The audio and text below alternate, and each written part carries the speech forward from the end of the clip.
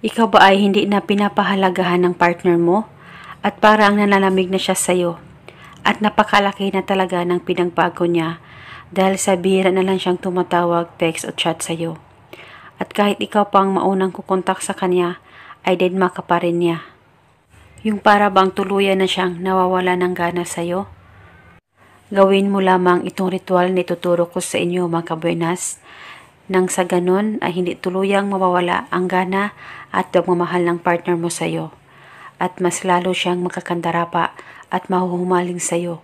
Gawin mo lang itong simpleng ritual at epektibo na ituturo ko sa inyo. Dapat palaging buo ang tiwala niyo sa paggawa nito. Ang gagawin mo lamang dito mga kabuenas, kung may picture ka sa kanya dyan sa cellphone mo, ay ito lang ang gawin mo.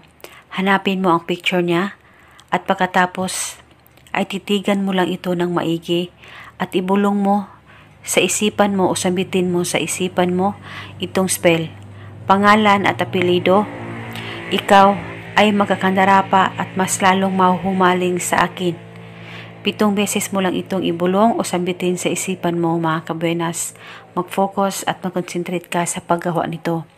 At ibulong mo lang ito o gawin mo itong ritual mamayang 3 PM po ng hapon.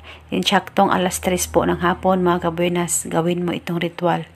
At paniguradong siya ay mas lalong mahumaling at magkakandarapa sa iyo.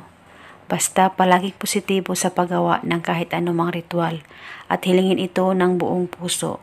At kahit lagpas na po ng 3 PM ay pwede mo pa rin gawin itong ritual as long as buo ang tiwala mo na gagawin mo ito.